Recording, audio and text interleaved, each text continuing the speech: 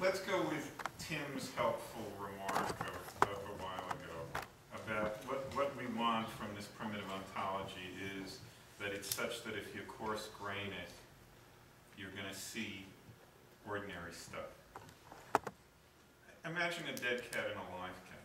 Okay, the cat is either standing there or he's been killed and he's lying down.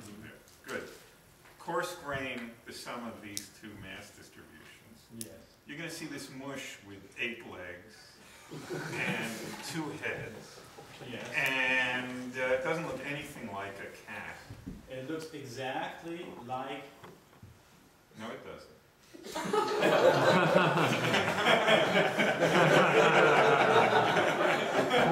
Is this the kind of situation where I can make you say something?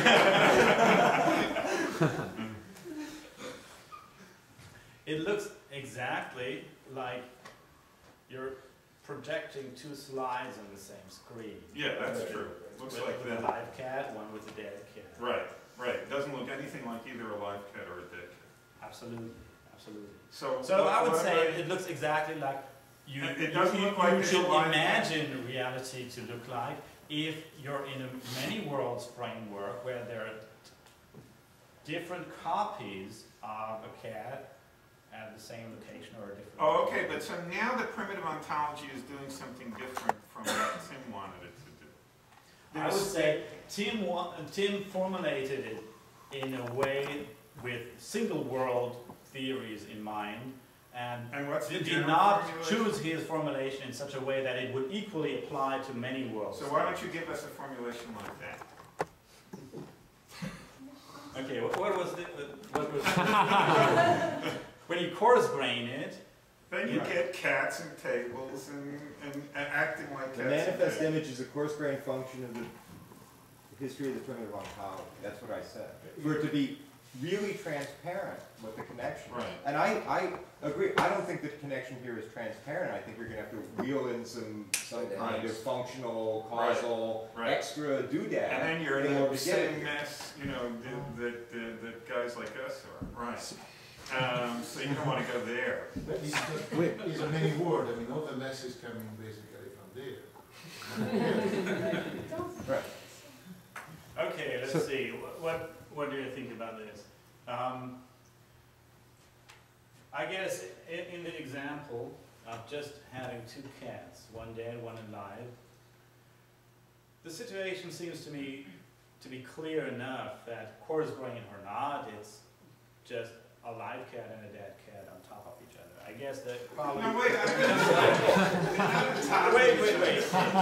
they're in each other.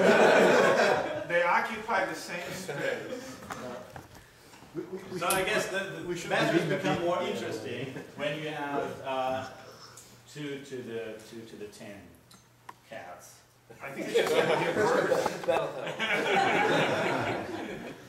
I mean, we can add, let's start with a universe that consists only of the cat. We can add observers and so on and so forth, but that's just going to multiply the issue, okay? So start with just the cats, okay? You're not going to have something that looks like a cat there. You might be able, as Tim said, by telling a long functionalist story about what it is to be a cat and so on, to tease these apart from one another into 2 cats. But then you're going to be doing exactly the same thing you have to do without a primitive ontology. The primitive ontology isn't helping you at all. I'm not sure about this. Maybe you're right. It seems to me that it seems to me that you make the problem sound worse than it is. But maybe I don't want to claim here that there is no such problem. Mm-hmm.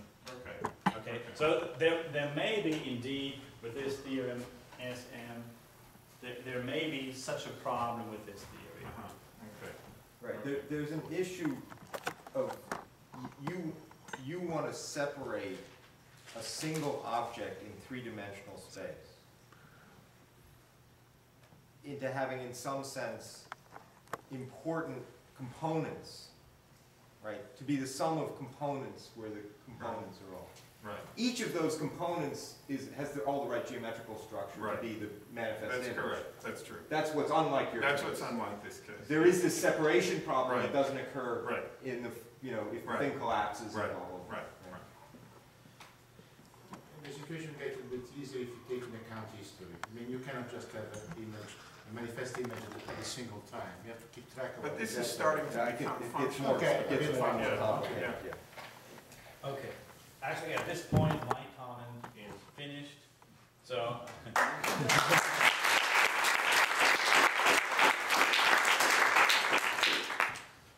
So then, questions? Yes, please. Okay, so let's go back to this, when you're pointing out the Bohmian theory, you had the P, for the primitive ontology and the non-primitive ontology. The thing that wasn't clear to me was whether the psi is not in the non-primitive ontology because it's not primitive or because it's not a thing. I don't know whether you were you had some distinction between substance and properties, or, I don't know, you could use different terminology for this, but. I would say because it's non-primitive, it's a thing, yeah. It's part of the ontology that's sort of in NPO, which is for non-primitive ontology. But is it a non-primitive, or is it, what I'm worried about is, do you think it should count as a primitive property, for example? It should count as one of the fundamental objects, like as opposed to something that really consists of something else. For example, I don't know, chairs consist of atoms, okay, and psi does not consist in a similar way of other things. So the things that exist on the fundamental level in this theory, you see, in this theory also chairs exist, but chairs are really just made of particles, blah, blah, blah. And the things that exist on the fundamental level that cannot be further reduced are the particles and psi. So it is a It is a thing. fundamental thing. It is a fundamental thing. Okay, well then, I don't see how all the problems of, you were thinking you were somehow getting around issues of narratability by picking up your fundamental ontology, but if the psi is part of your, by saying it's part of your, primitive ontology, but if psi is fundamental, then why don't the problems of narratability still hang around? So a certain thing is unchanged. It is still true that specifying psi in one frame for all t does not uniquely determine what psi in some other frame what psi will be for all t. So this statement is still true. It's unchanged. And there's no way to change it if you keep the unitary evolution of the wave function. Okay.